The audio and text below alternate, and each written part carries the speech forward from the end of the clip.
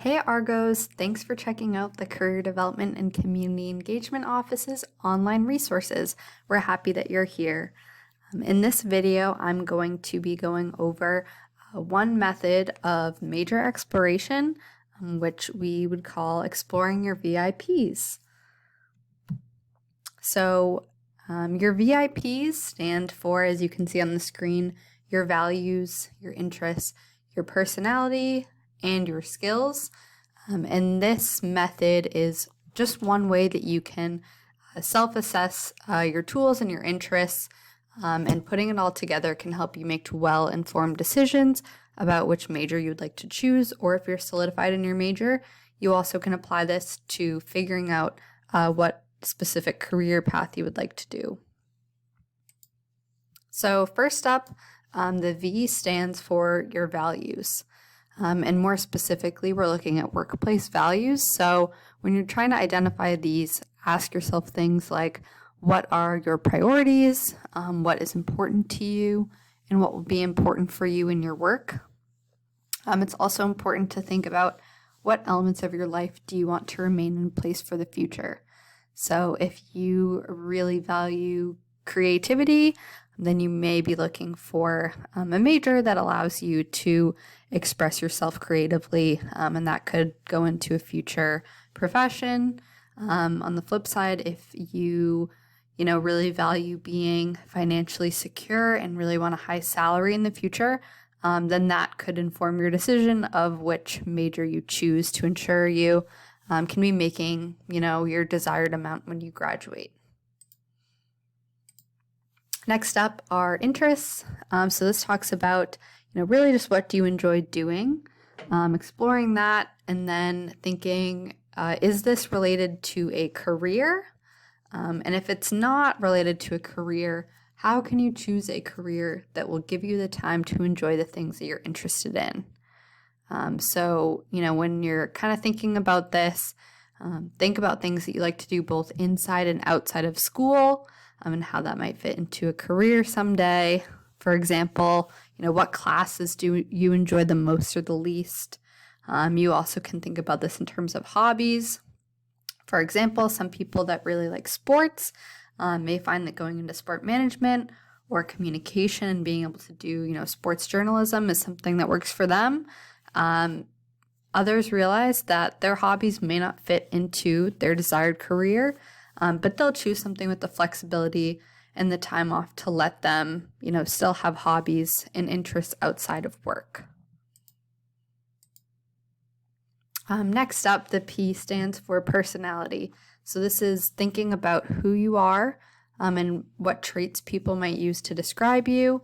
Really just what are the dominant aspects of your personality. So some examples of exploring this in terms of your career options could be, do you need to work in a team environment, or do you prefer to work by yourself? Are you more of a leader or more of a doer? And then also, thinking about your preferred management style. Do you want to be closely managed, or would you thrive best in an environment that lets you have some distance to support your creativity? And then finally, the S stands for your skills. So with this, you want to make sure to consider both your hard and soft skills. On the next slide, we'll talk about the difference between these two. But really, you want to think about what unique skills do you possess. For example, are you good at working with tools, or are you really good at analyzing data and analyzing, the situations that are happening around you? It could also mean, are you maybe really good with working at people and the social aspect, versus are you better at working behind the scenes and working more so with numbers?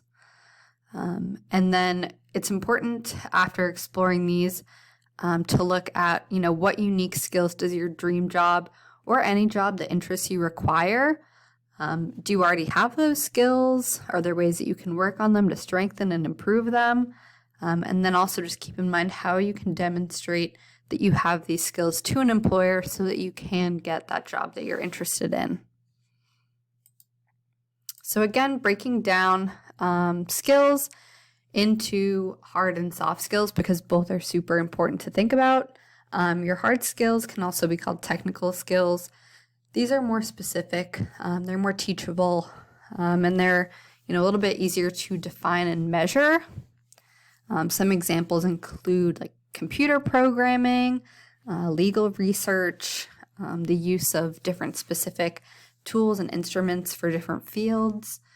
It could be, strong writing skills or the ability to use specific software programs.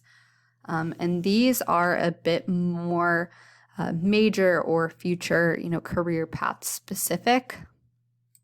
And then on the other hand, soft skills are, they're more so attributes that enable you to interact effectively and work well with other people in the workplace. So these include things like teamwork, leadership, communication skills, and professionalism. And it's really important that you keep the soft skills in mind, even though they don't maybe directly relate to, one specific major. It's really important just to analyze your soft skills to figure out which type of workplace you want to work in, and know that your soft skills are important regardless of which industry you go into.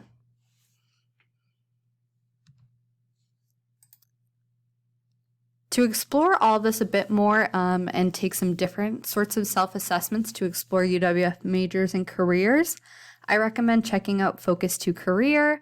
Through our online resources, we have a full video on how to use the site.